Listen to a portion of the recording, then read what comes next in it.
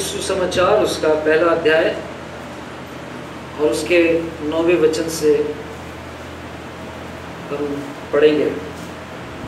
सच्ची ज्योति जो हर एक मनुष्य को प्रकाशित करती है, सच्ची ज्योति जो हर एक मनुष्य को प्रकाशित करती है, जगत में आने वाली थी। जगत में क्या थी? आने वाली थी। वह जगत में था और जगत उसके द्वारा उत्पन्न हुआ, हाँ, और जगत ने उसे नहीं पहचाना। वो जगत में था और जगत उसके द्वारा उत्पन्न हुआ और जगत ने उसे नहीं पहचाना। वह अपने घर आया, वो अपने घर आया, उसके अपनों ने उन्हें ग्रहण नहीं किया। उसके अपनों ने उसे क्या किया?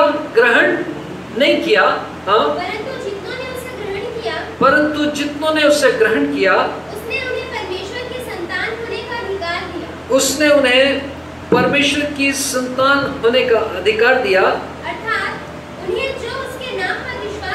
अर्थात उन्हें जो उसके नाम पर विश्वास रखते हैं। बोले आमीन। यहाँ लिखा है जितनों ने उसे ग्रहण किया। किसको ग्रहण किया? प्रभु यीशु मसीह को ग्रहण किया, उस सच्ची ज्योति को ग्रहण किया। क्योंकि यूहन्ना रचित सुसमाचार उसका 8वां अध्याय और उसके 12वें वचन में प्रभु यीशु मसीह ने कहा कि जगत की ज्योति मैं हूं। और हम इस बात को पढ़ रहे हैं कि उस ज्योति को जितनों ने उसे ग्रहण किया, उसने उन्हें क्या किया? परमेश्वर की संतान होने का अधिकार दिया। परमेश्वर की संतान होने का अधिकार। यह लिखा है जितनों ने उसे ग्रहण किया, उसने उन्हें क्या किया? क्रिश्चियन बनने का अधिकार दिया, ईसाई बनने का अधिकार दिया। कहेगा उसकी परमेश्वर की क्या है? परमेश्वर की संतान होने का अधिकार दिया।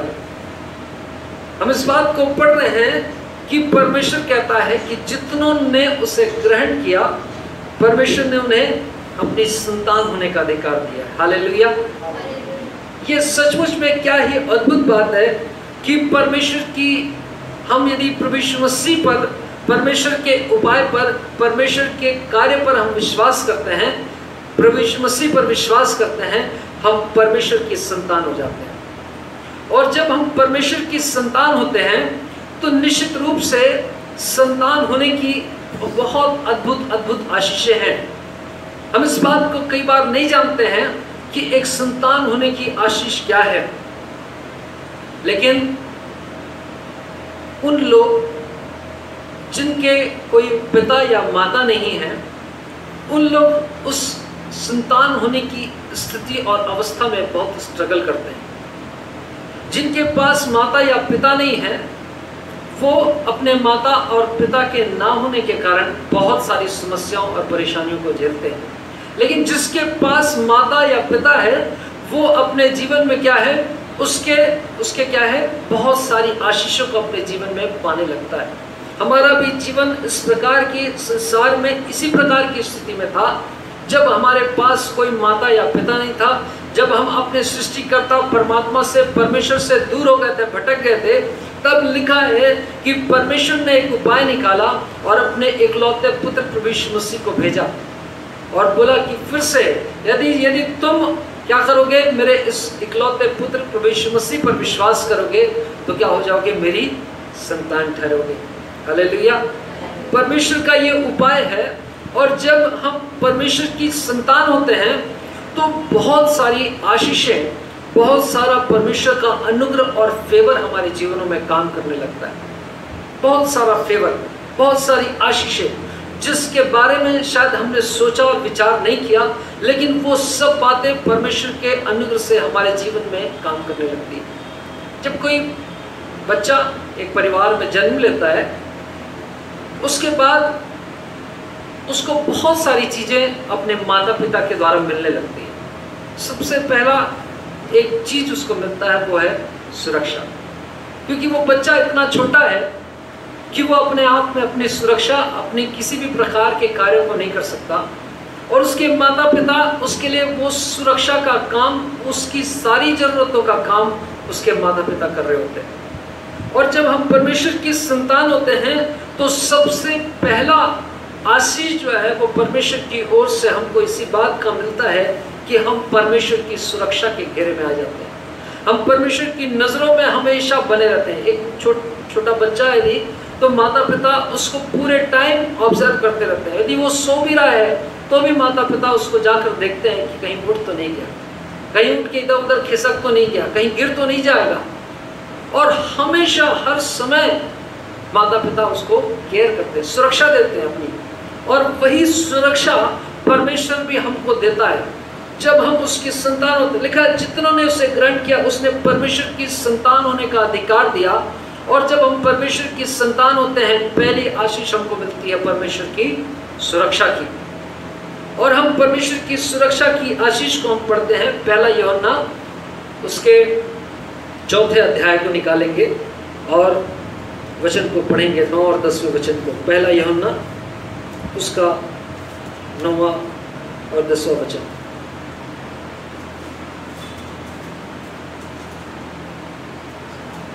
जिसको भी मिल जाए कृपया पढ़ें।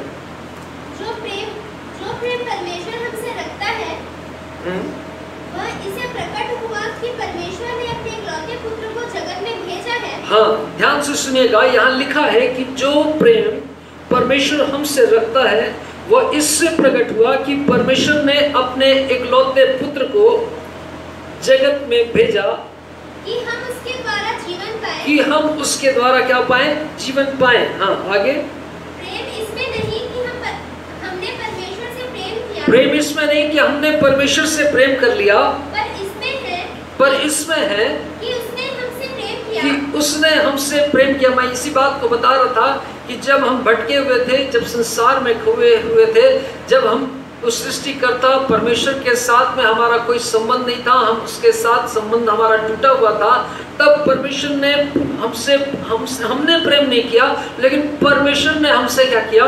प्रेम किया। और हमारे पापों के प्रायश्चित के लिए के लिए क्या किया? अपने पुत्र प्रभु यीशु मसीह को इस जगत में भेज दिया। हाँ, और 15वां वचन। जो कोई यह मान लेता है कि यीशु परमेश्वर का पुत्र है, कि यीशु परमेश्वर का पुत्र है, परमेश्वर उसमें बना रहता है। परमेश्वर क्या करता है? उसमें बना रहता है और वो परमेश्वर में। और वो परमेश्वर में। जो कोई ये मान लेता है परमेश्वर के उस उपाय को यदि हम ग्रहण कर लेते हैं, जो कोई यह मान लेता है कि यीशु परमेश्वर का पुत्र है, परमेश्वर उसमें क्या रहता है? बना रहता है। परमेश्वर उसमें बना रहता है। और परमेश्वर के वचन में हम इस बात को पढ़ते हैं कि जितनों ने उसे ग्रहण किया परमेश्वर की वो संतान होने का अधिकार दिया। और जब हम परमेश्वर प्रभु यीशु मसीह को हम ग्रहण कर लेते हैं, परमेश्वर के उपाय को ग्रहण कर लेते हैं, परमेश्वर अपनी संतानों के जीवन में क्या रहता है? बना रहता है। वो हमेशा उसका प्रेजेंस हमारे जीवनों में बना रहता है, हमको दिखाई नहीं पड़ता, लेकिन परमेश्वर का प्रेजेंस, उसकी उपस्थिति, उसकी दृष्टि हमारे जीवनों में लगातार और लगातार 24 घंटे बने रहती है। हम उसकी आंखों में सदा बने रहते हैं। जैसा एक छोटा बच्चा को माता पिता केयर देते हैं, वैसे ही पूरे समय का 24 घंटे का की सहायता और केयर परमेश्वर हमारे जीवन में देने लगता है। और इस बात को हम पढ़ रहे हैं, जो कोई यह मान लेता है कि यीशु परमेश्वर का पुत्र है, परमेश्वर उसमें बना रहता है। हालेलुया। एक बार ऐसा हुआ कि एक क्रिश्चियन आदमी जो प्रभु यीशु मसीह को जानता मानता है, क्रिश्चियन कहलाता है, वो जानता मानता तो नहीं था लेकिन क्रिश्चियन जरूर कहलाता था। वो एक तांत्रिक के पास पहुंचा और तांत्रिक से बोला कि मेरे भाई को खत्म करना है, कितना पैसा दोगे? तो तांत्रिक उससे पूछने लगा, क्योंकि ये सच्ची घटना है, मैं कोई कहानी नहीं बता रहा हूं, ध्यान से सुनिएगा। तो तांत्रिक उससे पूछा, ये बड़ा गंभीर केस लेके आया ना, है? किसी की मुर्गी मार देना, किसी की गाय मार देना, है? किसी का धन चुरा लेना, ऐसे वाला कोई केस लेके नहीं आया, एक व्यक्ति को मार डालना बोलता है वो व्यक्ति। तो तांत्रिक उससे पूछने लगा, भाई कौन हो तुम, कहाँ से आए हो, क्या नाम है तुम्हारा? तो तांत्रिक को पता चला कि ये आदमी, ये जो व्यक्ति मेरे पास आया है और अपने भाई की हत्या कराना चाहता है, हत्या मतलब जादू टोने से खत्म कराना चाहता है, ऐसा हत्या नहीं, शरीर वाला, जादू टोने से मार देना चाहता है। तो वो तांत्रिक उसको बोला, एक काम करो भैया, तुम उठो, 1 हफ्ते के बाद आना। वो तांत्रिक बता रहा है कि मैं उस व्यक्ति को 1 हफ्ते के बाद आने का मैं टाइम दे दिया। बोला जीवन में पहला केस आया था कि कोई क्रिश्चियन आया था और वो भी अपने भाई को सीधा मरवा देने के लिए। बोला मैं सोचा आपस में झगड़ा वगड़ा हो गया होगा थोड़ा, इसलिए आया है भाई, गुस्से में आ गया है। उसको बोला 1 हफ्ते के बाद आना, 1 हफ्ते के बाद इसका गुस्सा शांत हो जाएगा, ये नहीं आएगा। लेकिन गजब की बात यह है कि वो व्यक्ति जो ईसाई कहलाता है वो आया वापस 1 हफ्ते के बाद। तो ये तांत्रिक ने फिर से उससे पूछा कि भैया बोलो क्या काम है। वो बोला भाई को क्या करना है, मरवाना है। अच्छा, तो तांत्रिक बोला ठीक है भाई, मार डालेंगे, उससे क्या है। तांत्रिक ने अपना सारा पैसा वैसा और ये सारी चीज़ें उसको बता दिया, और वो व्यक्ति जो है उसके लिए तैयार हो गया कि ठीक है मैं ये सब दे दूंगा आपको सब कुछ। और वो व्यक्ति चला गया और ये तांत्रिक उस काम में भिड़ गया कि अब उस व्यक्ति को अपने को क्या करना है, खत्म करना है, क्योंकि तांत्रिक का काम ही है, उसके लिए बहुत आसान काम है और ये उसकी हॉबी का काम है? तो वो खुश है कि ठीक है अपन उसको मार डालेंगे। और उस तांत्रिक ने बताया कि मैं उसके भाई के ऊपर में मैंने अपना जादू टोना करना आरंभ किया, और उसने बोला कि जब मैं जादू टोना उसके ऊपर कर रहा था उस व्यक्ति के ऊपर कोई असर नहीं हो रहा था। वो तांत्रिक जो है वो बड़ा परेशान हो गया। उसने अपने और थोड़ा जो ताकतवर शैतान है उसको भेजा। वो तांत्रिक, वो बड़ा तांत्रिक था, वो कोई ऐसी छोटा मोटा तांत्रिक नहीं। मैं जिस घटना को आपको बता रहा हूँ ये सच्ची घटना है, और वो उड़ीसा का तांत्रिक था। और उसने बताया कि मैं उसके ऊपर में एक के बाद एक शैतान और शत्रु का आक्रमण मैं करने लगा। और गजब की बात यह है कि जितने भी शत्रु को, जितने भी शैतान को मैं उसके पास मैं भेजता था कि जाके उसको मारो करके, उसको मार डालो, उसके जीवन को खत्म कर दो, वो सब आकर मेरे पास आते और उससे मुझसे बोलते कि वो हम उसको नहीं मार सकते, हम उसको नहीं मार सकते, हम उसको छू भी नहीं सकते। और ये तांत्रिक ने कहा कि मैं बहुत परेशान हो गया। उसने कहा मेरा जो सुपर पावर था, जो मेरे पास सबसे ज़्यादा जो शक्तिशाली शैतान था, अब मैंने उसको भेजा, ये फाइनल है, ये आज की रात उसका ख़त्म कर देना करके। और उसने कहा कि जब मैं उस सुपर अपने सबसे ज़्यादा जो शक्तिशाली शैतान को भेजा, वो शैतान भी तुरंत लौट कर आया, बोला कि ये मेरे बस का काम नहीं है। तांत्रिक परेशान हो गया। उसने कहा कि मैं दूसरे दिन सुबह उठा और उस व्यक्ति के घर में गया। मैं समझ गया कि वो तो मुझसे भी बड़ा तांत्रिक है, इसीलिए जो है वो उसके जीवन में मेरा तंत्र मंत्र, मेरा शक्ति युक्ति कोई भी काम नहीं कर रहा। और उस व्यक्ति से जाकर मिला, उसको बोला भैया तुम क्या तंत्र मंत्र करते हो, मेरे को पहले बताओ। मैं भी तांत्रिक हूँ, मैं भी सब कुछ जानता हूँ, लेकिन तुम क्या करते हो पहले मुझको ये बताओ। उस व्यक्ति ने कहा मैं कुछ नहीं करता, मैं प्रभु यीशु मसीह को मानने वाला हूँ। बाइबल कहती है कि जो कोई परमेश्वर प्रभु यीशु मसीह को मान लेता, परमेश्वर उसमें बना रहता है। और इसलिए कि परमेश्वर उस व्यक्ति के अंदर में, एक विश्वासी के जीवन में बना हुआ है, तांत्रिक का कोई काम वहाँ पर काम नहीं कर रहा है। और वो तांत्रिक जब देखा सुना कि ये शक्ति जो है जो इस व्यक्ति के अंदर में है, वो तो मुझसे भी बड़ी अधिक शक्ति है। उसने कहा ये कौन है, इसके बारे में मुझको भी जानना और मुझको भी इस शक्ति को पाना है। वो तांत्रिक जो है वो उस व्यक्ति के पीछे पड़ गया, मुझको ये बात बता कि तू क्या करता है, वो मैं भी करूँगा। उस व्यक्ति ने उसको बताया कि परमेश्वर के वचन के बारे में, उस व्यक्ति ने बताया प्रभु यीशु मसीह के बारे में। कुछ दिनों के बाद तांत्रिक वो सारे तंत्र मंत्र छोड़कर प्रभु यीशु मसीह के पास आ गया। दुर्ग में जब वो प्रचार करने के लिए आया, उसने अपनी गवाही को अपने मुंह से दिया कि आज मैं एक तांत्रिक से, आज मैं प्रभु यीशु मसीह के सुसमाचार के प्रचार वाला हूँ। क्योंकि प्रभु यीशु मसीह को जब हम मान लेते हैं, परमेश्वर हमें क्या हो जाने लगता है, बने रहता है। Hallelujah, hallelujah. परमेश्वर का वचन में हम इस बात को पढ़ रहे हैं कि जो कोई प्रभु यीशु मसीह को, परमेश्वर के पुत्र को ग्रहण कर लेता है, परमेश्वर उसमें बना रहता है और परमेश्वर की सुरक्षा हमारे जीवनों में काम करने लगती है। फिर कोई शत्रु का निशाना, इसलिए हम गीत गाते हैं, तेरे शत्रु का निशाना तुझ पे होगा ना सफल। क्यों? क्योंकि परमेश्वर हमारे भीतर रहता है। जब हम प्रभु यीशु मसीह को अपने जीवन में ग्रहण करते हैं, परमेश्वर कहता है कि वो हमको अपनी संतान होने का अधिकार देता है।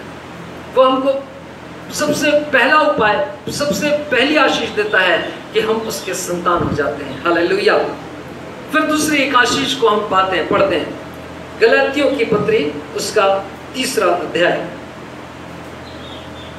गलातियों उसका 3 अध्याय, उसके 26 और 27 वचन।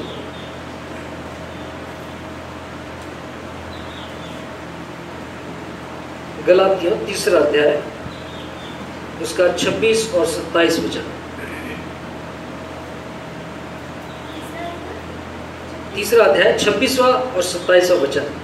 क्योंकि तुम सब उस विश्वास के द्वारा, क्योंकि तुम सब उस विश्वास के द्वारा जो मसीह यीशु पर है, जो मसीह यीशु पर है, परमेश्वर की संतान हो। तुम परमेश्वर की क्या हो? संतान हो। हाँ। और तुम में से जितनों ने मसीह में बपतिस्मा लिया है, और तुम में से जितनों ने मसीह में बपतिस्मा लिया है, उन्होंने मसीह को पहन लिया है। उन्होंने क्या किया है? मसीह को पहन लिया है। और 29वां वचन। और यदि तुम मसीह के हो तो, और यदि तुम मसीह के हो अब्राहम के वंश और प्रतिज्ञा के अनुसार वारिस भी। तो अब्राहम के वंश और प्रतिज्ञा के अनुसार क्या हो? वारिस हो। हालेलुया। यदि हम ने क्या किया है? फिर से एक बार 26वें वचन को। क्योंकि तुम सब उस विश्वासियों के द्वारा, उस विश्वास के द्वारा जो मसीह यीशु पर है, जो मसीह यीशु पर है, परमेश्वर की संतान हो। परमेश्वर की संतान हो। और तुम में से जितनों ने मसीह में बपतिस्मा लिया और है, तुम में से जितनों ने मसीह में बपतिस्मा ले लिया है, उन्होंने मसीह को पहन लिया है। उन्होंने क्या किया है? मसीह को पहन लिया है। और 29वां वचन हमको कहता है कि यदि तुम मसीह के हो तो अब्राहम के वंश और प्रतिज्ञा के क्या हो? के अनुसार वारिस हो। वारिस क्या होता है मालूम है? वारिस है ना, बोलते हैं ना, जैसे कोई छोटा बच्चा पैदा हो गया, हाँ वो बड़ा घर वाले हैं तो बोलते हैं ये वारिस आ गया, वारिस है ना। धन संपत्ति और सारी आशीषों का क्या है? वारिस है। और परमेश्वर हमसे कहता है कि जब तुमने उस प्रभु यीशु मसीह पर विश्वास किया तो परमेश्वर की संतान हो गए। और परमेश्वर की संतान होने के कारण परमेश्वर के अब क्या हो गए हो? वारिस भी हो गए। हालेलुया। और जब हम वारिस होते हैं तो हमारे जीवन में बहुत सारी विरासत की आशीषें आती हैं। जब हम वारिस होते हैं तो विरासत की, माता पिता के द्वारा जो कमाई हुई आशीषें हैं और पूर्वजों के द्वारा जितनी भी कमाई हुई आशीषें हैं, धन संपत्ति है, जमीन जायदाद है, जो कुछ भी है, वो सब क्या होता है? उसके हम क्या होते हैं? वारिस होते हैं, उसके हम हकदार होते हैं। और परमेश्वर कहता है कि इसलिए कि तुमने प्रभु यीशु मसीह को ग्रहण कर लिया है, परमेश्वर की संतान हो गए हो। और परमेश्वर की संतान होने के कारण क्या है? तुम उस परमेश्वर की प्रतिज्ञा और आशीषों के वारिस हो गए हो। हालेलुया। क्या खुशी की बात नहीं है क्या? वारिस हो गए अपन। और बहुत सारी अद्भुत आशीषें जो परमेश्वर की है वो हमारे जीवन के लिए। 4 अध्याय को उसी के गलातियों उसका 4 अध्याय और उसके 4 वचन से पढ़ेंगे। परंतु जब समय पूरा हुआ, हाँ, तो परमेश्वर ने अपने पुत्र को भेजा। जब समय पूरा हुआ तो सृष्टिकर्ता परमेश्वर ने अपने पुत्र को क्या किया? भेजा। जो स्त्री से जन्मा और व्यवस्था के अधीन उत्पन्न हुआ, हाँ, ताकि व्यवस्था के अधीनों को मोल लेकर छुड़ा ले। ताकि हम जिस व्यवस्था और जिन बातों के अधीन थे उससे मोल लेकर हमें क्या करें? छुड़ा ले और हमको हाँ, लेपालक होने का पद मिले। और जो पुत्र हो, और तुम जो पुत्र हो, इसलिए परमेश्वर ने अपने पुत्र की आत्मा को, इसलिए परमेश्वर ने अपने पुत्र की आत्मा को क्या किया? जो हे अब्बा हे पिता कहकर पुकारता है, हाँ, हमारे हृदय में भेजा है। हमारे हृदय में भेज दिया है। और इसलिए तू अब दास नहीं, इसलिए तू अब क्या है? दास नहीं है, परंतु पुत्र है। परंतु क्या है? परमेश्वर का पुत्र है। और जब पुत्र हुआ, और जब तू पुत्र है तो परमेश्वर के द्वारा वारिस भी हुआ। तो परमेश्वर के द्वारा वारिस हुआ। सब बोले हालेलुया। हालेलुया। आज मैं और आप परमेश्वर के पुत्र होने के कारण परमेश्वर के वारिस हैं। परमेश्वर की विरासत हमारे जीवनों में काम कर रही है। परमेश्वर की सामर्थ हमारे जीवनों में अपने आप काम कर रही है, क्योंकि हमने उसके पुत्र को क्या किया, विश्वास करके उसकी संतान हो गए। और हम परमेश्वर की उस प्रतिज्ञा के हम वारिस हो गए हैं, जो प्रतिज्ञा परमेश्वर ने अपने लोगों के लिए, विशेष रूप से अपने लोगों के लिए ठहराई है। परमेश्वर के उस धन के हम वारिस हो गए हैं, जो स्वर्गीय धन है, जो अद्भुत है, जो हमारी सोच, हमारी समझ में नहीं आता। इसलिए जब कोई एक बच्चा पैदा होता है, उसके जीवन में बहुत सारी आशीषें, क्योंकि वो एक परिवार में पैदा हुआ है, उसके परिवार की सारी आशीषें, सारी चीजें उसके जीवन में प्रभाव डालने लगती है, उसके जीवन में काम करने लगती है। कोई छोटा सा बच्चा जब जन्म लेता है तो उसको अपने माता पिता से बोलना नहीं पड़ता कि मेरे दूध पीने का इंतजाम करना, मेरे कपड़े का इंतजाम करना, मेरे लिए कपड़ा खरीद के ले आना, मेहरबानी से मेरे पास एक ही कपड़ा है और भी ला देना। ऐसा बोलता है क्या कोई बच्चा? नहीं बोलता। माता पिता क्या करते हैं, उसके लिए पहले से सारी बातों को ला के रखते हैं। वैसे ही परमेश्वर भी है, जब हम उसके पुत्र होते हैं, उसके संतान होते हैं, प्रभु यीशु मसीह को ग्रहण करते हैं, वैसे ही हम उसकी प्रतिज्ञा के संतान हो जाते हैं। और जब प्रतिज्ञा की संतान होते हैं, परमेश्वर हमारे लिए पहले से सारी चिंता को करने लगता है। हमारे लिए परमेश्वर सब पहले से उपाय को करने लगता है। जब हमको पता है, परमेश्वर को पता है कि अब मेरा बच्चा जुटी जाने वाला है, परमेश्वर को मालूम है, अब परमेश्वर हमारे लिए पहले से उपाय को करता है। स्वर्गदूतों की सहायता को परमेश्वर ने पहले से ठहरा के रखा है। 24 घंटे तुम इसके साथ बने रहोगे, देखो किसी प्रकार की कोई गड़बड़ी ना होने पाए। और स्वर्गदूत हमारे साथ साथ है, हमको दिख नहीं रहा, लेकिन कई बार आप महसूस करेंगे कि ऐसा हुआ कैसे। कई बार हमारे जीवन में ऐसी परिस्थितियां आती है जब हमको महसूस होता है कि यार ऐसा तो हो ही नहीं सकता था, लेकिन फिर भी मैं बच गया। ये कैसे हुआ? क्यों? क्योंकि परमेश्वर अपनी सुरक्षा का, क्योंकि हम क्या है, प्रतिज्ञा के वारिस हैं, परमेश्वर की प्रतिज्ञा के वारिस हैं। और वारिस होने के कारण परमेश्वर के उस अनुग्रह को, उस आशीष को हम पाते हैं जो परमेश्वर हमारे जीवनों में देना चाहता है। और परमेश्वर चाहता है कि हम उस प्रतिज्ञा के वारिस बने। मेरे साथ में भिलास स्टील प्लांट में एक मेरे साथ एक काम करता था एक व्यक्ति, एक दिन सुबह मेरे पास आया, बोला गणेश जी एक बात बताइए, आप यीशु वाले हो क्या? मैं बोला हाँ बिल्कुल हम यीशु वाले हैं। बोला मेरे को भी बनना है यीशु वाला। मैं बड़ा सरप्राइज्ड, अरे ये कहाँ से आया? और बोलता है मेरे साथ में काम करने वाला व्यक्ति एक दिन सुबह आकर मुझसे बोलता है कि आप यीशु वाले हैं तो मुझको भी यीशु वाले बनना है। मैं बड़ा हैरान था इस बात को सुनकर। उसको क्या हो गया कि वो यीशु वाला बनना चाहता है। और जब उसने इस बात को बोला, मैं उससे बोला भैया क्या बात है, क्या हो गया अचानक से यीशु वाले बनना चाहते हैं? उसने एक बड़ी अद्भुत बात बताई। बोला मैं बहुत परेशान हूँ, बहुत दिनों से बहुत संकट में हूँ मैं।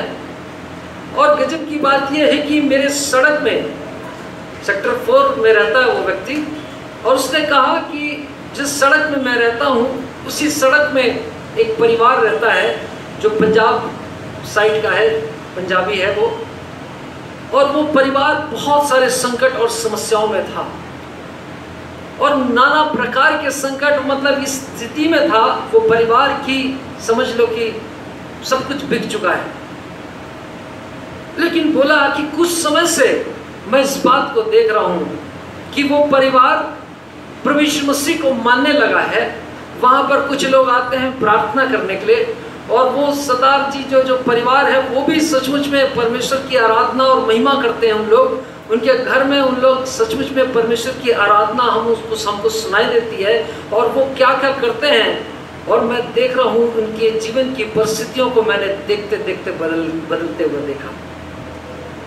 उसने कहा कि मैंने उनके जीवन की जो फटे हाल थे, जो जीवन की उनकी दुर्दशा थी, मैंने उसको देखते देखते बदलते देखा, और मैं चाहता हूं कि मेरे भी जीवन के हाल वैसे ही बदल जाए। हालेलुया। जब हम परमेश्वर की संतान होते हैं, हम प्रतिज्ञा के वारिस होते हैं। इसलिए आपने सुना होगा कि ईसाई लोग पैसा देके ईसाई बना देते हैं, ऐसे बोलते हैं ना। क्योंकि जब आप प्रभु यीशु मसीह को अपने जीवन में ग्रहण करेंगे, सबसे पहले आशीष सुरक्षा की आएगी, दूसरी आशीष आपकी संपन्नता की आएगी। हालेलुया, आमीन। क्योंकि परमेश्वर अपने बच्चों को, यदि हमारे परिवार में कोई बच्चा जन्म लेता है, हम उसको फटे हाल नहीं रखते। हो सकता है हम कुछ कमी में रहेंगे, लेकिन अपने बच्चे को हम अच्छे से अच्छा देना जानते हैं। हो सकता है हम अपने पास में कुछ कम है, इसलिए बाइबल में लिखा है, जब तुम बुरे होकर अपने बच्चों को अच्छी वस्तुएं देना जानते हो, तो तुम्हारा स्वर्गीय पिता अपने मांगने वालों को अच्छी वस्तुएं क्यों करना देगा। परमेश्वर को मालूम है, जब हम परमेश्वर के परिवार में जन्म लेते हैं, जब प्रभु यीशु मसीह को ग्रहण करते हैं और उसकी संतान ठहरते हैं, परमेश्वर की आशीष को हम अपने जीवनों में देखने लगते हैं, परमेश्वर की सुरक्षा को पाते हैं। और दूसरी बात, हम इस बात को पढ़ रहे हैं कि हम उसके वारिस बन जाते हैं, और वारिस बनने के कारण बहुत सारी आशीषें हमारे जीवन में फ्री में आने लगती है। जैसे हम प्रभु यीशु मसीह को ग्रहण करते हैं, परमेश्वर की संतान होते हैं और प्रतिज्ञा के वारिस होते हैं, और प्रतिज्ञा के वारिस होने के कारण बहुत सारी आशीषें आपके जीवन में यूं ही आने लगेगी। हालेलुया। क्योंकि परमेश्वर, उसने हमारे जीवन के उपाय को निकाला है, और लिखा है कि जितनों ने उसे ग्रहण किया, परमेश्वर ने उसको अपनी संतान होने का अधिकार दिया। यदि हम परमेश्वर की संतान होना चाहते हैं, परमेश्वर को यदि हम ग्रहण करते हैं, परमेश्वर की बहुत सारी आशीषों के आप हकदार हो जाते हैं। हमारे साथ में यहाँ पर जो आराधना करने के लिए आते हैं, बहुत सारे, एक बहन तो पीछे बैठी है, हम लोग इस बात को बहुत सारे लोगों के विषय में जानते हैं, जो जीवन की परिस्थितियाँ, जिनकी जीवन की बहुत ही दुर्दशा में और बेहाल थी, लेकिन जब वो आए प्रभु में, जब वो नज़दीक में प्रभु के आने लगे, उसकी संगति में बने रहने लगे, थोड़ा प्रार्थना और परमेश्वर की आराधना, उसकी संगति, उसके वचन की संगति में वो बढ़ने लगे, परमेश्वर ने उनके हालातों को चेंज कर दिया। उनके हालातों को, उनकी परिस्थितियों को परमेश्वर बदलने वाला है, क्योंकि वो प्रतिज्ञा की संतान बन जाते हैं। जितने लोग आज मुझको देख रहे हैं, मैं आपसे बोलना चाहता हूँ, यदि आप परमेश्वर की अब तक संतान नहीं हुए, आप परमेश्वर की संतान बन जाए। बाइबल में लिखा है कि बपतिस्मा लेकर प्रभु यीशु मसीह को ग्रहण किया, और वो परमेश्वर की संतान हो गए, और परमेश्वर की उस प्रतिज्ञा के वारिस हो गए। यदि आज आपको जीवन में यदि कुछ पाने की इच्छा है, परमेश्वर को एक बार आजमा कर देखें, क्योंकि वो परमेश्वर हमारे जीवन में सब प्रकार की आशीष और आशीष को देना चाहता है। एक वचन को और निकालेंगे, रोमियो उसका 8 अध्याय। तीसरी आशीष को हम, 3 बेसिक आशीष को हम लोग आज देख रहे हैं। तीसरी आशीष, पहली आशीष को हमने देखा कि परमेश्वर की सुरक्षा की आशीष मिलती है। फिर दूसरी आशीष को हमने देखा कि परमेश्वर हमें सब वस्तुओं से और हर प्रकार की आशीषों से परिपूर्ण करता। और तीसरी आशीष जो है रोमियो 8 अध्याय और उसके 14 वचन से,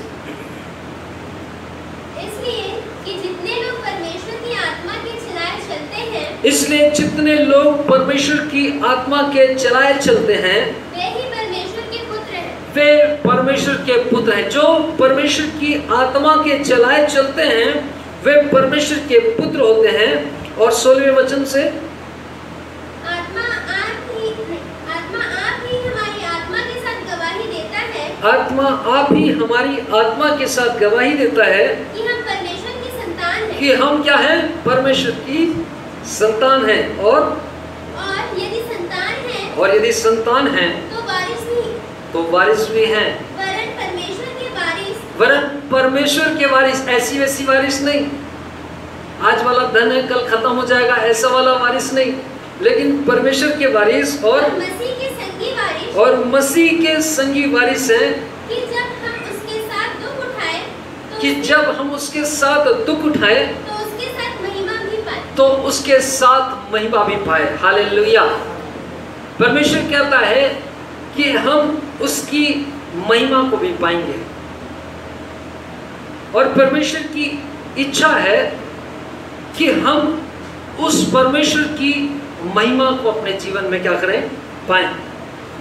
और यदि परमेश्वर की महिमा जब हमारे जीवन में आएगी, तो सारा संसार उस महिमा को देखेगा और महसूस भी करेगा। ये महिमा कोई ऐसी साधारण चीज नहीं है। आपकी सुरक्षा कोई साधारण चीज़ नहीं है। आपकी सब वस्तुओं की आशीषें जो प्रतिज्ञा की वारिस होने के कारण आपको मिली है, वो कोई साधारण चीज़ नहीं है। और तीसरी और भी महत्वपूर्ण चीज़ है, वो परमेश्वर कहता है कि वो अपनी महिमा की भरपूरी से भी हमें भरपूर करेगा। और हम इस बात को पढ़ रहे हैं कि परमेश्वर किस प्रकार से हमको अपनी महिमा की भरपूरी से भरेगा, किस प्रकार से हम वारिस होने के कारण, परमेश्वर की संतान होने के कारण उसकी महिमा के हम भागी हो जाएंगे, उसकी महिमा के हम भागी हो जाएंगे। इसलिए जब आप परमेश्वर के वचन को आप ध्यान से पढ़ेंगे, जब प्रभु यीशु मसीह इस पृथ्वी के ऊपर काम कर रहे थे, जब प्रभु यीशु मसीह इस पृथ्वी के ऊपर सुसमाचार प्रचार कर रहे थे, प्रभु यीशु मसीह इस पृथ्वी के ऊपर अपने चेलों के साथ अलग अलग स्थानों में जाकर सुसमाचार प्रचार का काम कर रहे थे, ये चेले साधारण लोग थे। कोई मछली पकड़ने वाला है, कोई कुछ और काम करने वाला है, कोई महसूल लेने वाला है, कुछ ऐसे ही। लेकिन बाइबल में लिखा है कि वो चेले प्रभु यीशु मसीह के साथ दिन और रात रहा करते थे। प्रभु यीशु मसीह को उन्होंने अपने जीवन में ग्रहण किया था, और इसलिए जब प्रभु यीशु मसीह की महिमा उनके जीवनों में हम होते हुए पाते हैं। एक वचन को निकालेंगे, यूहन्ना उसका 19वां अध्याय, यूहन्ना उसका 19वां अध्याय, उसका 26 और 27 वचन।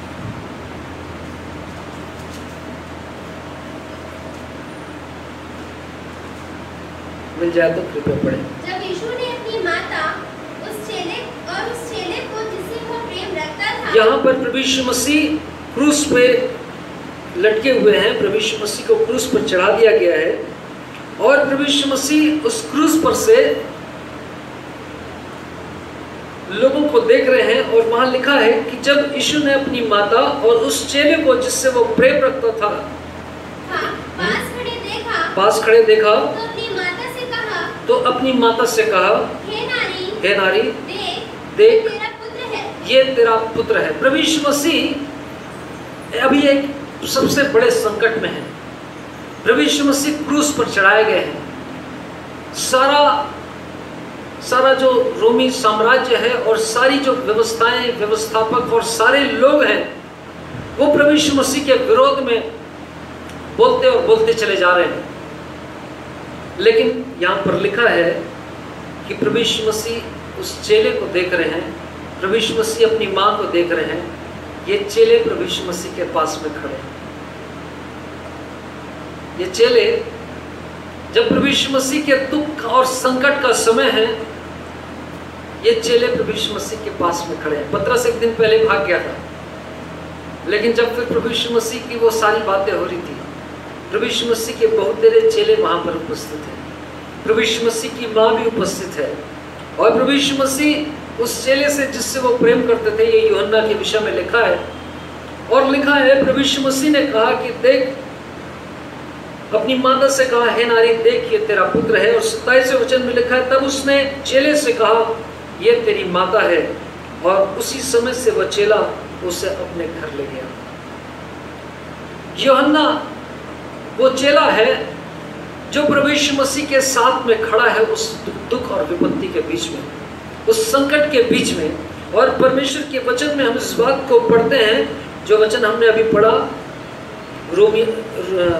रोमियो 8 अध्याय उसका 14 वचन से जो हमने अभी पढ़ा, वहां पर लिखा है कि उसके साथ जो हमने दुख उठाया उसकी महिमा के भी हम क्या हो जाएंगे। 8 अध्याय फिर से निकालें, 17वां वचन, रोमियो 8 अध्याय उसका 17वां वचन। और यदि संतान है तो वारिस भी, परम परमेश्वर के वारिस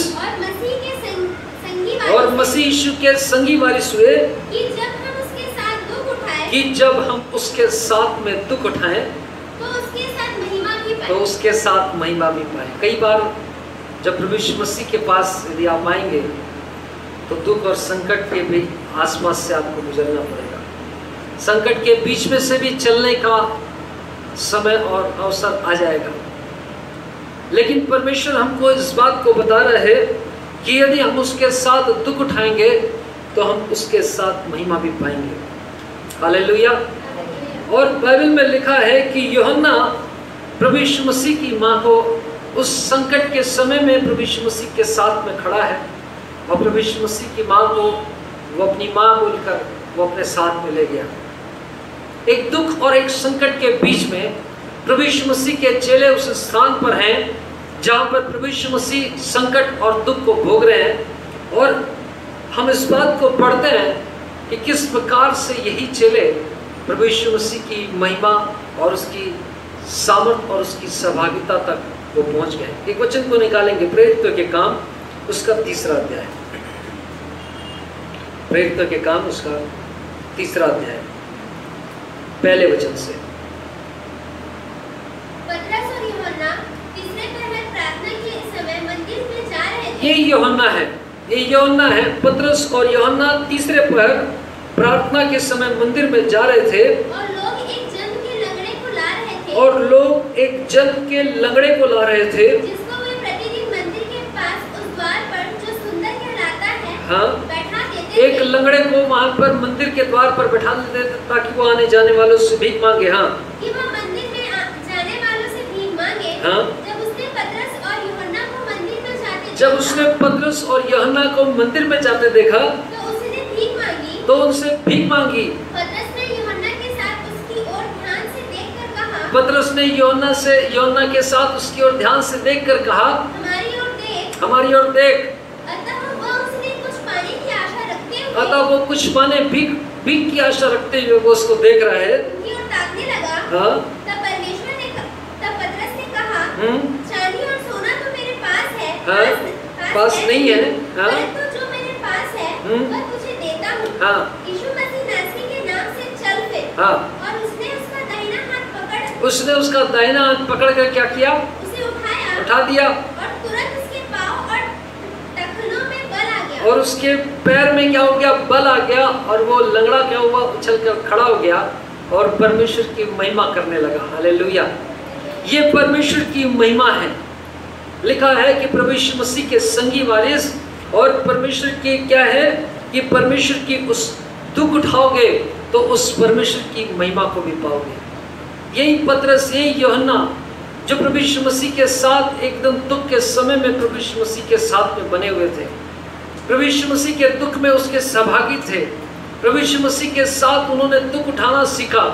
एक दिन एक समय आया कि यही लोग परमेश्वर की महिमा को, प्रभु यीशु मसीह की महिमा जो प्रभु यीशु मसीह में दिखाई पड़ती थी, वही महिमा अब इनके जीवन में दिखाई पड़ी है। प्रभु यीशु मसीह बोलते हैं किसी लंगड़े को कि उठ, अपनी खाट उठा और चल, और वो जैसे वो बोल रहे वैसे ये भी बोल रहे हैं कि मैं तुझसे सोना चांदी तो नहीं है, लेकिन तू क्या कर, अपने पैरों पे उसके बल आ गया। हम इस बात को देख रहे हैं कि परमेश्वर की महिमा हमारे जीवन में, यदि हम संतान होते हैं, परमेश्वर की महिमा हमारे जीवनों में दिखाई पड़ती है, परमेश्वर के सामर्थ हमारे जीवनों में दिखाई पड़ती है। और यदि हम परमेश्वर के संतान हैं तो निश्चित रूप से परमेश्वर की महिमा हमारे जीवनों में दिखाई पड़ेगी। बहुत सारे लोग ऐसे हैं जिनको डर लगता है, चुपके से बपतिस्मा ले लेते हैं, चल जाएगा। अपन किसी को नहीं बताएंगे, समाज वाले लोगों को पता भी नहीं चलेगा, अपन बढ़िया चुपके से आएंगे, चुपके से ले लेंगे, चुपके से। ये चुपके वाले लोगों को परमेश्वर की महिमा तक आप नहीं पहुंच पाएंगे। मैं आपको सीधा बता रहा हूं, यदि दुख उठाने तक परमेश्वर के साथ सहभागी हो जाओगे, परमेश्वर की महिमा तक जाओगे, छोटी छोटी आशीष जरूर मिलेगी, सुरक्षा आपको जरूर मिलेगी, आशीष सब प्रकार की वस्तुओं की आशीष जरूर मिलेगी, परमेश्वर जरूर देगा। लेकिन यदि आपको परमेश्वर की महिमा तक पहुंचना है, परमेश्वर के उस अनुग्रह तक पहुंचना है, उसकी सामर्थ्य तक पहुंचना है, तो परमेश्वर को क्या करना पड़ेगा? परमेश्वर के साथ दुख भी उठाना पड़ेगा। इसीलिए वहां लिखा है कि यदि तुम उसके साथ दुख उठाए तो उसकी महिमा तक भी क्या पाओगे? उसकी महिमा को भी पाओगे। और यदि महिमा को पाना है तो साथ में दुख उठाना बहुत जरूरी है, क्योंकि कई बार हमारे जीवन में इस प्रकार की बातें आएंगी। बहुत सारे लोगों को मैं सुनता हूँ कि वो चाहते हैं कि उधर भी सब ठीक ठाक रहे, इधर भी सब ठीक ठाक रहे। नहीं, ऐसा नहीं चलेगा। हम यदि उधर के लोगों को खुश कर रहे हैं, यदि हम समाज को, दुनिया को, संसार को खुश करने में लगे हुए हैं, कुछ हमको परमेश्वर की महिमा तक हम कभी नहीं पहुंचेंगे। जरूर है कि थोड़ा सा समय, दुख का समय आएगा, जरूर है कि हमारे जीवन में संकट का भी समय आ जाएगा, क्योंकि हम प्रभु यीशु मसीह को अपने परमेश्वर के रूप में ग्रहण करते हैं। लेकिन जब हम प्रभु यीशु मसीह को ग्रहण करते हैं, हम परमेश्वर की संतान होते हैं। ध्यान रखिएगा, अपने आप को जांच लीजिए और पहचान लीजिए कि मैंने प्रभु यीशु मसीह को कितना ग्रहण किया है। यदि प्रभु यीशु मसीह को ग्रहण किया है, यदि मैं परमेश्वर की संतान हो रहा हूँ, तो निश्चित रूप से परमेश्वर की अद्भुत आशीषें मेरे लिए रखी है। बहुत सारी आशीषें, जो सुरक्षा की आशीषें, बहुत सारी ऐसी आशीषें तो आपको मिल जाएगी। लेकिन यदि दुख उठाने तक पहुँचेंगे, परमेश्वर की महिमा को भी आप अपने जीवन में होते हुए देखेंगे। और यदि आप उसी वचन को, 4 अध्याय को, प्रेरितों के काम 4 अध्याय को, उसके 13वें वचन को यदि हम पढ़ेंगे, वहाँ लिखा है, जब उन्होंने पतरस और यूहन्ना का साहस देखा तो ये जाने कि ये अनपढ़ और साधारण मनुष्य हैं, तो आश्चर्य किया कि फिर उसको पहचाना कि ये यीशु के साथ रहे हैं। अब यीशु की महिमा जब उनके जीवन में काम कर रही है, तब उनको महसूस हो रहा है कि हाँ, ये लोग अनपढ़ हैं, ये साधारण लोग हैं, ये तो मछुआरे हैं, ये कुछ पढ़े लिखे नहीं हैं, कुछ भी नहीं है, लेकिन इनके पास इतना साहस और सामर्थ कहाँ से आया, कैसे ये प्रभु, तब वो पहचान रहे कि ये प्रभु यीशु मसीह के साथ है। प्रभु यीशु मसीह के दुख के समय में, प्रभु यीशु मसीह के कठिन समय में भी परमेश्वर के साथ में स्थिरता के साथ खड़े हैं और परमेश्वर की महिमा तक पहुंचे हैं। और लिखा है 5वें अध्याय में, यदि आप पढ़ेंगे, वहां पर लिखा है कि पतरस की छाया पड़ जाए तो लोग क्या हो जाने लगे थे? चंगे होने लगे। क्यों? क्योंकि परमेश्वर की महिमा जो है वो परमेश्वर के चेलों के जीवन में क्या हो रही है? प्रकट हो रही है। यही वो प्रतिज्ञा के वारिस की जो आशीषें हैं, जो हमारे जीवन में है, यदि उसके दुख उठाने तक यदि हम उसमें सहभागी हुए, तो उसकी महिमा तक भी हम उसके आशीष को हम प्राप्त करेंगे। परमेश्वर हमसे इस बात को कह रहा है। हम इस बात को पढ़ते हैं कि किस प्रकार से पतरस जेल में था, और परमेश्वर ने क्या किया?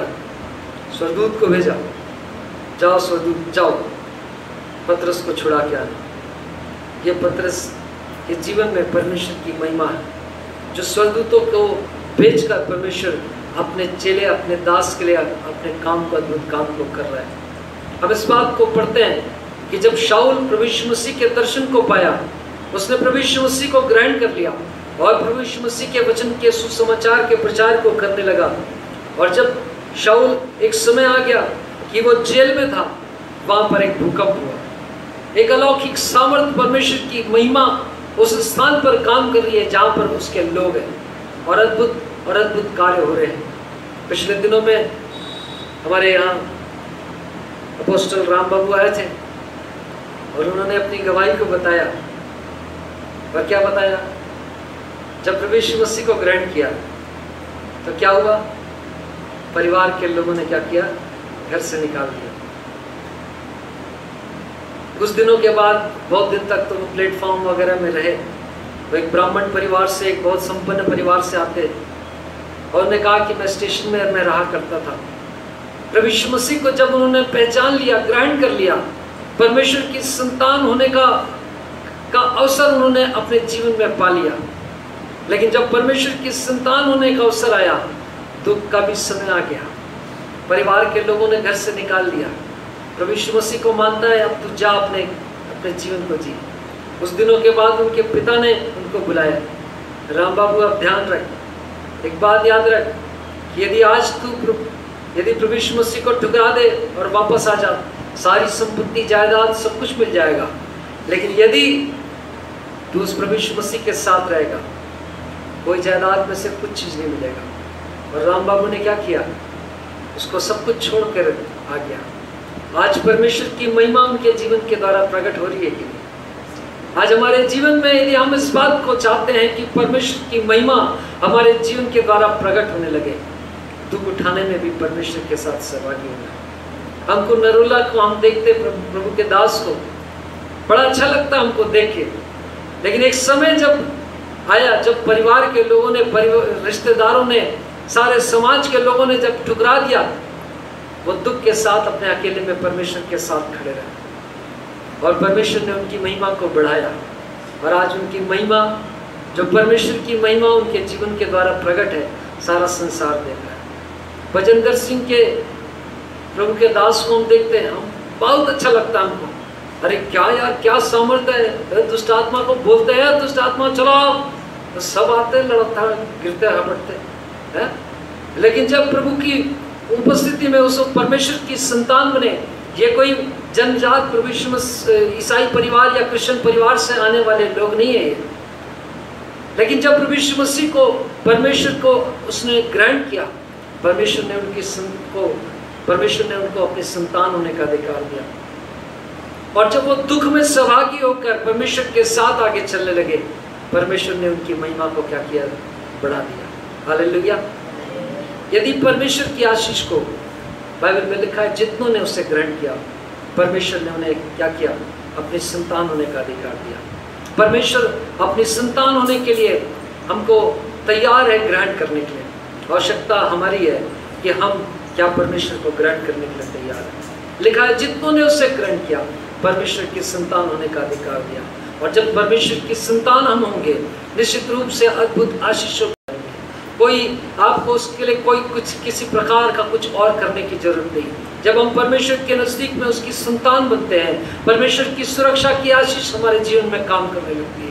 जब हम परमेश्वर की संतान होते हैं, परमेश्वर की सब प्रकार की भलाई और आशीषें हमारे जीवन में आने लगती है। और जब हम परमेश्वर के साथ दुख उठाने के लिए हम तैयार हो जाते हैं, उसकी महिमा की आशीष को हम प्राप्त करते हैं। यदि हम चाहते हैं, यदि हमने अब तक प्रभु यीशु मसीह को ग्रहण नहीं किया, प्रभु यीशु मसीह जो इस जगत में जगत की ज्योति होकर आए, बाइबल में लिखा है कि जितनों ने उसे ग्रहण किया, परमेश्वर ने उन्हें परमेश्वर की संतान होने का अधिकार दिया। वो परमेश्वर की संतान होने का अधिकार आज हमारे सामने खुला हुआ है। आज भी परमेश्वर ने इस अवसर को हमारे लिए बंद नहीं किया है कि हम उस परमेश्वर को हम अपने जीवन में ग्रहण ना कर सके। लेकिन परमेश्वर ने यह अवसर फिर से हमारे जीवन के लिए ठहराया है। यदि हमने प्रभु यीशु मसीह को ग्रहण नहीं किया, उस जगत की ज्योति को ग्रहण नहीं किया, आज भी समय है, अवसर है, अपने आप को परमेश्वर के हाथों में दे और परमेश्वर से कहे, प्रभु आपके उस उपाय को, आपके उस रास्ते को, परमेश्वर प्रभु जो आपने हमारे जीवन के लिए ठहराया, प्रभु आज मैं ग्रहण करता हूँ। मैं उस प्रभु यीशु मसीह को जो जगत का उद्धार करता करके प्रभु आपने परमेश्वर अपने इकलौते पुत्र को भेजा, प्रभु आज मैं उसे ग्रहण करता हूँ।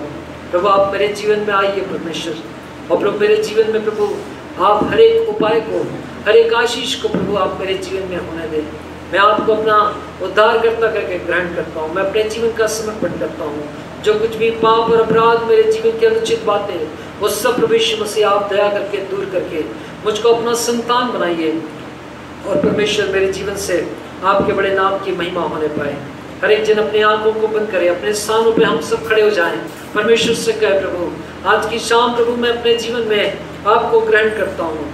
लिखा है, जितनों ने उसे ग्रहण किया, परमेश्वर ने उन्हें अपनी संतान होने का अधिकार दिया। यदि आप संतान होने के अधिकार में आना चाहते हैं, यदि परमेश्वर के उस अनुग्रह को पाना चाहते हैं, परमेश्वर से कहे, प्रभु आज की शाम प्रभु यीशु मसीह मैं आपको ग्रहण करता हूँ। परमेश्वर आपके उपाय को मैं आज ग्रहण करता हूँ। परमेश्वर आप मेरे जीवन में आकर काम करें। प्रभु आप मेरे जीवन को, और प्रभु आप नया बनाएं, अपनी आशीष से आप मुझे भरें, अपनी दया से प्रभु आप मुझे भरें, मेरे जीवन को नया बनाए। परमेश्वर हर एक जन अपने मुंह को खोले, प्रार्थना करें। ये प्रार्थना का समय है, अवसर है परमेश्वर से प्रार्थना करने का।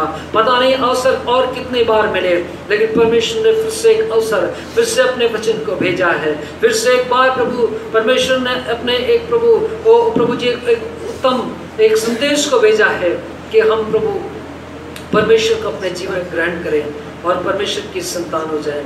क्यों ना हम अपने आप को परमेश्वर के हाथों में सौंपें, अपनी आंखों को बंद रखें, अपने हाथों को उठाएं, परमेश्वर से कहें, प्रभु मैं आज आपके उपाय पर विश्वास करता हूँ।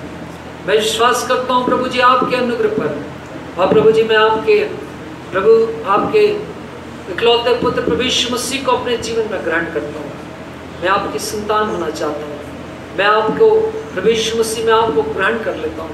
प्रभु आप मेरे जीवन को आप नया बनाए, अपनी महिमा से, अपने अनुग्रह से मुझे भर दें। हर एक जन अपने मुंह को खोलकर प्रार्थना करे। कोई भी अपने ये फुसफुसाने से काम नहीं चलेगा। मुंह को खोलकर डिक्लेयर करे, प्रभु यीशु मसीह मैं आज आपको ग्रहण करता हूँ। प्रभु आप मेरे जीवन में आइए। प्रभु मैं अपने जीवन के, अपने हृदय के द्वार को आपके लिए खोलता हूँ। प्रभु आप मेरे जीवन में आकर मेरे जीवन के उपाय को निकालें, मेरे जीवन में प्रभु रास्ते को खोलें। हालेलुया, धन्यवाद परमेश्वर। प्रभु यीशु मसीह के नाम से हम आपके पवित्र चरणों के नजदीक में उपस्थित हैं। अब आपका हृदय से धन्यवाद करते परमेश्वर, जितने लोगों ने प्रभु यीशु मसीह आपको ग्रहण किया प्रभु परमेश्वर, आपके उपाय को प्रभु जी, जिन लोगों ने परमेश्वर ग्रहण किया और अपने मुंह को खोलकर प्रभु आपसे विनती और निवेदन किया, आपसे प्रार्थना की परमेश्वर, प्रभु उन सब के लिए हमारी विनती है, यीशु मसीह आपका अनुग्रह और आपका सामर्थ्य उनके जीवन में काम करे परमेश्वर, आपकी विरासत उनके जीवन में काम करने लगे प्रभु। वो परमेश्वर वो आपकी संतान ठहरकर प्रभु इस संसार के हर एक उत्तम और भली और आशीषों से प्रभु परिपूर्ण होकर आपकी महिमा के कारण हो सके। प्यारे परमेश्वर, हर एक की आप सुधि लीजिए और सहायता कीजिए उनके जीवन में प्रभु। आप उनको, उनके हाथों को थाम कर परमेश्वर उनको आगे ले चले, ताकि हर एक जन प्रभु आपकी महिमा की भरपूरी तक परमेश्वर पहुंचे और प्रभु आपका नाम ऊंचा किया जाए। सारी बातों के ऊपर परमेश्वर महिमा, आदर, प्रशंसा और बड़ाई आपको देते हैं। उद्धारकर्ता प्रभु यीशु मसीह के नाम से मांगते हैं, आमीन।